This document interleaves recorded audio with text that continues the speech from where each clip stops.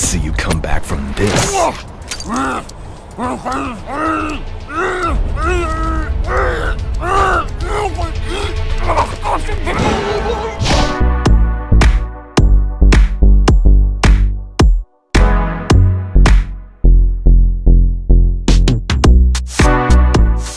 Few things on the internet provoke more irrational anger than expressing fondness for something that's widely despised. And that's precisely what I'm about to do 6 times over. So let's all take a collective deep breath. Breathe in. Hold. Exhale. Hold. Good job. Alright, that was nice. Okay, so I've managed to find some merit in these games that have been dragged through the mud. My hope is that by talking about these, someone out there might give one of these games a chance they'd otherwise not. All these games have weathered the storm of high expectations and being full-priced releases, but nowadays, they can be picked up for pennies, and I think they're worth a shot, especially if you can approach them with an open mind. Alright, let's start off with the first one.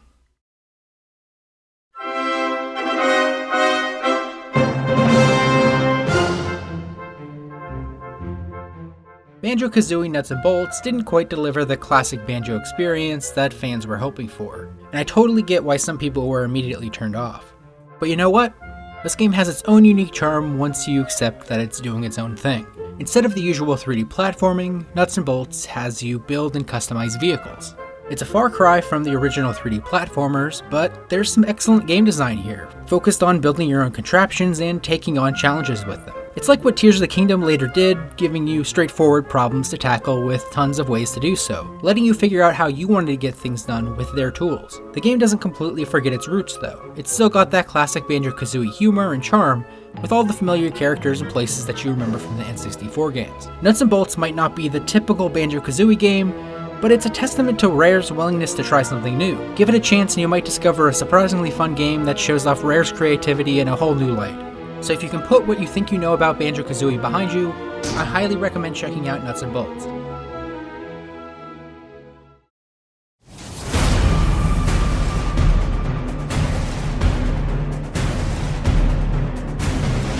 Batman Arkham Origins often gets bad rap because it wasn't developed by Rocksteady, which is kind of funny since even Rocksteady seemingly has gone out of their way to distance themselves from it. But trust me, it's an unsung hero in the Arkham series. It came out just 2 years after Arkham City, and people were starting to get a bit tired of the series as a whole. Back then, it really took a beating for not shaking up the established Arkham formula, and having some pretty rough performance issues. Thankfully, most of those performance issues have been sorted out since then. What sets Arkham Origins apart is it's focused on Batman's early days. Here you get to see a Batman who's still rough around the edges, not yet the polished Dark Knight that we're used to. Personally, it's my second favorite game in the series, right behind the original Arkham Asylum, because it's more tightly concentrated compared to the sprawling worlds of City and Night, which sometimes felt like they had a little bit too much going on. I really like the story also.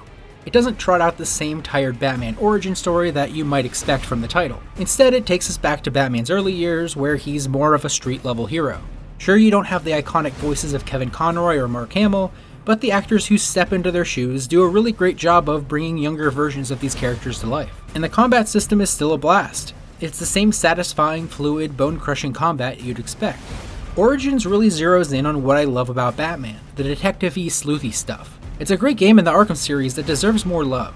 It gives a peek into Batman's early career and is a more compact and focused game. I highly recommend Batman Arkham Origins.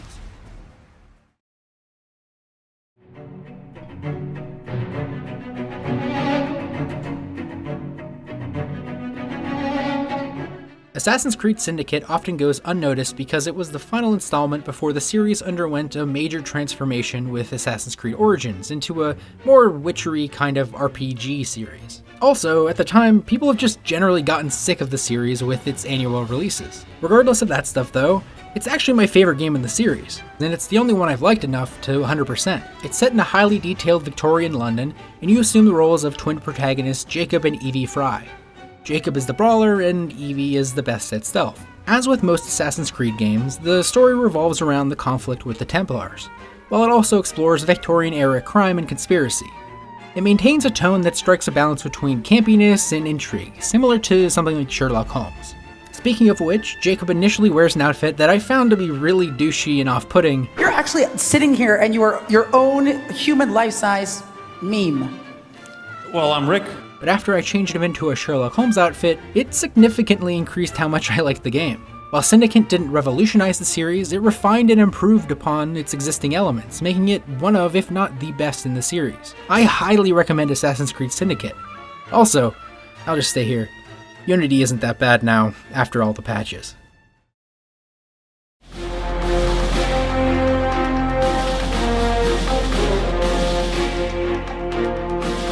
The 2009 reboot of Bionic Commando tried to transform the classic Capcom grapple and gunner game into 3D. But just a year prior, they released a faithful remake of the original NES game called Bionic Commando Rearmed.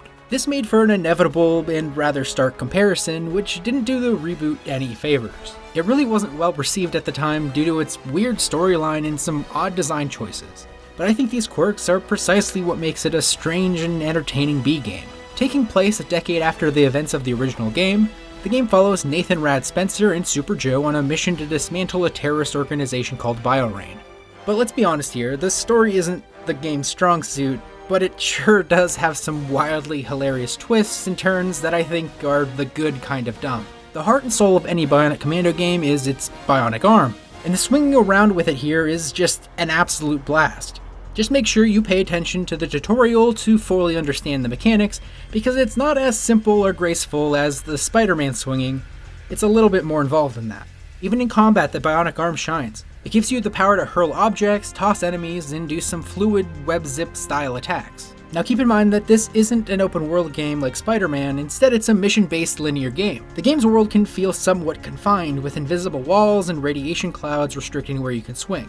But if you can overlook some of the clunkier stuff, I'd say it's worth a shot. It attempted to revive a classic series for a more modern era, and for curiosity's sake alone, I recommend it.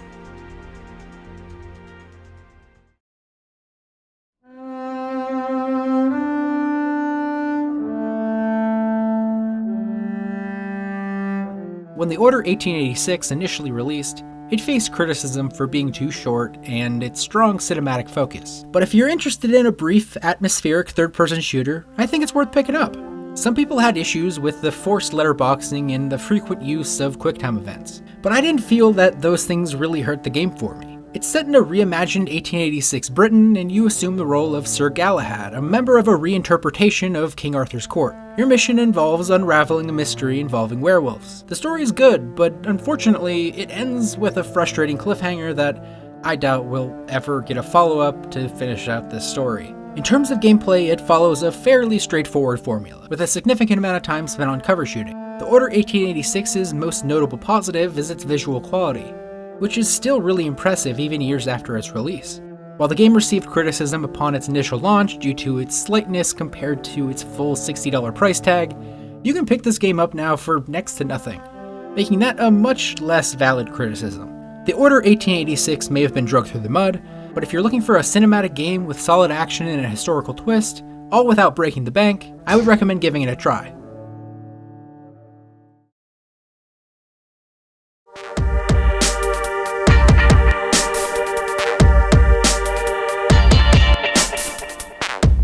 Alright, this is the one that's going to get this video disliked into the Shadow Realm. People get fucking unhinged when anyone has anything positive to say about this game. DmC Devil May Cry is a game that dared to reboot a beloved series. But hear me out.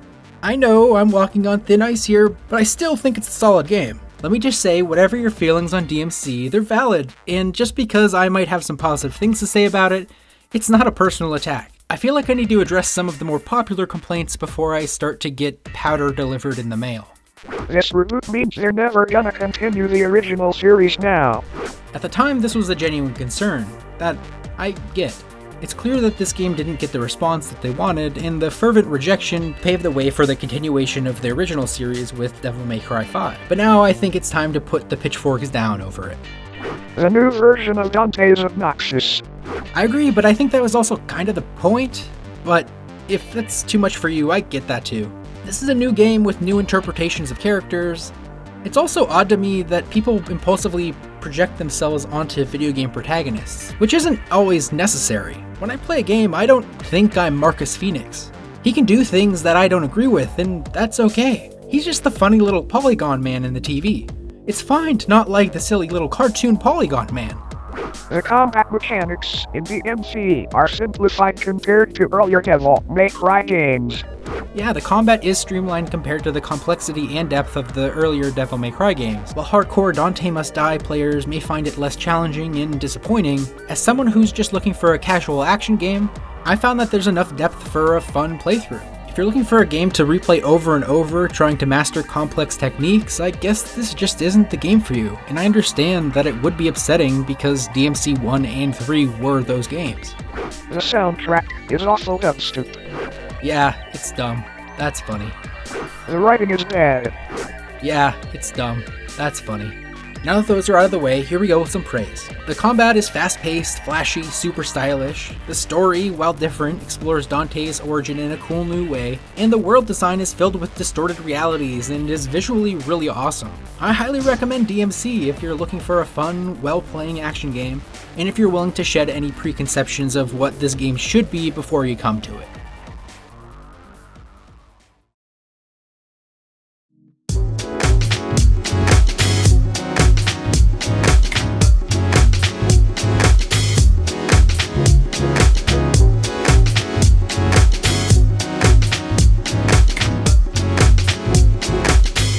I hope you enjoyed this video and found something that you might give a shot. If you have any games that you like despite their less than stellar reputations, feel free to share those in the comments. If you like this video, I have a bunch of others that you might like, and if you enjoy discovering games that you might have otherwise missed, join the 484 others and subscribe.